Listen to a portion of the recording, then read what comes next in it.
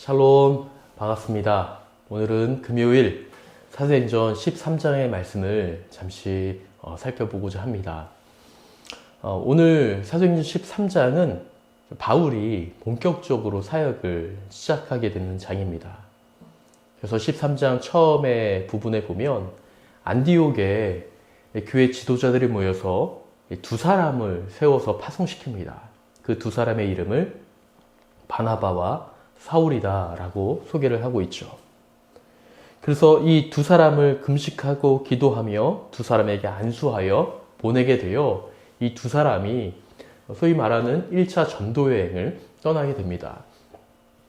그래서 전도여행을 하면서 복음을 전하고 사람들을 돌이키며 회심하게 되는 그런 사건들도 경험하게 되는데, 오늘 우리가 읽을 사도행전 13장의 말씀을 보면 이 바울과 바나바가 비시디아 안디옥에서 전도하던 내용이 등장합니다. 참고적으로 말씀드리면 이제 사도행전 13장 13절 이전에는 사울이라고 소개하다가 13장 13절부터 바울로 바꾸어 그의 이름을 소개하면서 동시에 예전에는 바나바와 사울이었다면 이제 바울과 바나바가 되어 이제 조금 바울이 중심적인 역할을 하게 된다라는 것을 우리에게 보여주게 되죠. 그래서 13장 13절에는 바울과 및 동행하는 사람들이 바보에서 배를 타고 밤빌리아 버가에 있는 곳에 이르러서 이제 그곳에서 사역을 하게 된다라고 이야기를 합니다. 그곳에 한 안식일에서 이제 안식일의 회당에서 유대인들을 모아 바울이 복음을 전합니다. 그가 전한 복음은 이 땅에 오신 예수님께서 아무 이유 없이 그냥 내던져진 분이 아니라 다윗 언약에 그 언약을 이루기 위해 오신 분으로서 그 예수님을 믿으면 죄사함을 받고 구원을 받는다라는 메시지였습니다. 복음을 전하는 것이죠. 몇몇 유대인들은 그러한 복음을 들으며 들을만하다라고 생각을 했던 것 같아요. 그래서 성경 13장 42절의 말씀을 보니까 그들이 나갈새 사람들이 청하여 다음 안식에도 이 말씀을 하라 하더라. 일주일 뒤에 다시 한번 우리가 모이게 될 텐데 그때에도 다시 한번 이 말씀을 해주세요 라고 바울에게 요청을 하는 것이죠. 그리고 어떤 말도 더하냐면 43절의 말씀을 보면 회당의 모임이 끝난 후에 유대인과 유대교에 입교한 경건한 사람들이 많이 바울과 바나바를 따르니 두 사도가 더불어 말하고 항상 하나님의 은혜 가운데 있으라 권하니라. 많은 사람들이 바울과 바나바를 따랐고 바울과 바나바는 항상 하나님의 은혜 가운데 여러분들이 있으십시오 하고 권했다라고 말을 하고 있습니다. 그리고 이제 일주일이 지났죠. 사람들이 모였는데 얼마큼 모였냐면 44절. 그 다음 안식일에는 온 시민이 거의 다 하나님의 말씀을 듣고자 하여 모이니, 온 시민이 모든 사람들이 그냥 다 나와서 그 바울의 복음을 들으려고 모였다라고 이야기를 하고 있어요. 복음의 영향력이 분명히 있다는 것을 말하고 있는 것이죠. 그런데 여기에서 이제 문제가 발생합니다.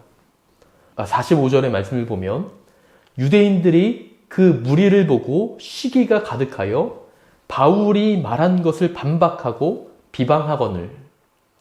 유대인들도 일주일 전에는 이 말이 참 좋다 하여 들었는데 지금 그들 눈앞에 나타난 현상, 수많은 사람들이, 거의 대부분의 사람들이 함께 모여 그 바울의 이야기를 들으려고 모여있는 것을 보고 시기의 마음, 질투의 마음이 일어난 것입니다. 그 시기와 질투가 일어나니 그들이 들었던 복음마저도 배척을 하게 되고 비방하게 되는 유대인의 모습들을 보게 됩니다. 바울과 바나바는 이러한 유대인들의 모습을 보면서 좀 안타까웠던 것 같아요. 그래서 이렇게 이야기하면서 46절이죠.